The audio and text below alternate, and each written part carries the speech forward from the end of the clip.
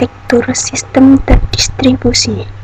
Sistem merupakan sekumpulan elemen yang saling berhubungan satu dengan lainnya dan membentuk satu kesatuan untuk menyelesaikan satu tujuan atau menjalankan seperangkat fungsi.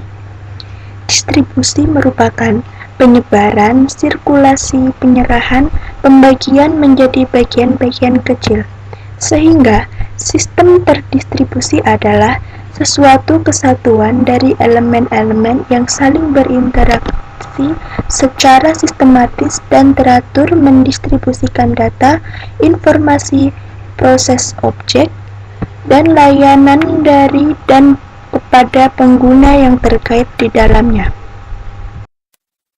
Karakteristik penting sistem terdistribusi. Yang pertama, pemakaian bersama sumber daya. Suatu sistem terdistribusi memungkinkan pemakaian bersama perangkat keras dan lunak seperti disk, printer, file, compiler, dan lain-lain. Yang kedua, keterbukaan. Keterbukaan adalah batas perluasannya dengan cara menambahkan sumber daya yang bukan merupakan hak pemilik. Yang ketiga, konkurensi. Pada sistem terdistribusi, beberapa proses dapat beroperasi pada saat yang sama pada berbagai komputer di jaringan. Yang keempat, skalabilitas. Sistem terdistribusi dapat diskala dalam hal kemampuan sistem untuk dapat di-upgrade dengan menambahkan sumber daya baru demi memenuhi tuntutan baru bagi sistem.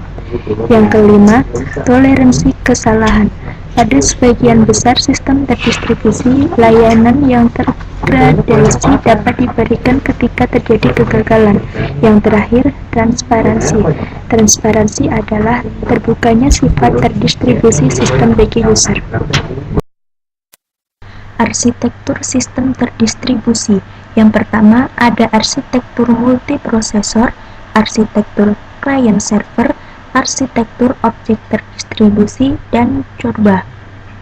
Untuk arsitektur multiprosesor, sistem multiprosesor adalah model sistem terdistribusi yang paling sederhana yang terdiri dari sejumlah proses yang dapat berjalan pada beberapa proses yang terpisah. Arsitektur client-server yaitu model konektivitas pada jaringan yang membedakan fungsi komputer sebagai terminal akses atau klien dan pusat pengolahan dan layanan atau server. Klien dan server adalah proses yang berbeda, dapat dilihat pada gambar sebagai berikut. Untuk model arsitektur client-server, yang pertama ada two-tier. Arsitektur yang disebut client-server di mana terdapat komputer sebagai klien dan server yang berinteraksi melalui protokol dan media komunikasi tertentu.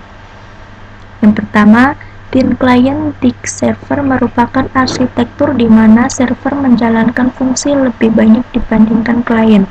Yang kedua, thick client atau fat client thin server merupakan arsitektur di mana klien mendapatkan peran lebih banyak dibandingkan server. Model arsitektur client server yang kedua adalah three-tier. Arsitektur yang memisahkan antara A. Data management tier merupakan komputer server yang dikhususkan untuk menangani pengelolaan basis data. B. Middle tier merupakan komputer server yang dikhususkan menangani aplikasi-aplikasi di mana prosedur-prosedur dan perhitungan kompleks dieksekusi. C. Presentation tier merupakan komputer klien yang menjadi interface bagi pengguna untuk memasukkan data, mengajukan permintaan layanan ke server, dan melihat hasilnya. Arsitektur objek terdistribusi yaitu perbedaan antara klien dan server dihilangkan dan dirancang sebagai sistem dengan objek yang terdistribusi. Objek didistribusikan pada sejumlah komputer pada jaringan dan berkomunikasi melalui middleware. Lihat seperti gambar berikut ini. Keuntungan arsitektur objek terdistribusi. Yang pertama, memungkinkan perancangan sistem menunda keputusan mengenai di mana dan bagaimana layanan harus disediakan. Objek yang menyediakan layanan ini dapat berjalan di bagian jaringan manapun. Yang kedua, memungkinkan tambahan sumber daya baru. Yang ketiga, sistemnya fleksibel dan dapat diskala. Yang terakhir, rekonfigurasinya dinamis sehingga memungkinkan objek bermigrasi melintasi jaringan. Arsitektur sistem informasi yang keempat yaitu CORBA. Common Object Request Broker Architecture adalah sebuah standar yang dikembangkan oleh badan yang bernama Object Management Group atau OMG untuk standarisasi objek terdistribusi.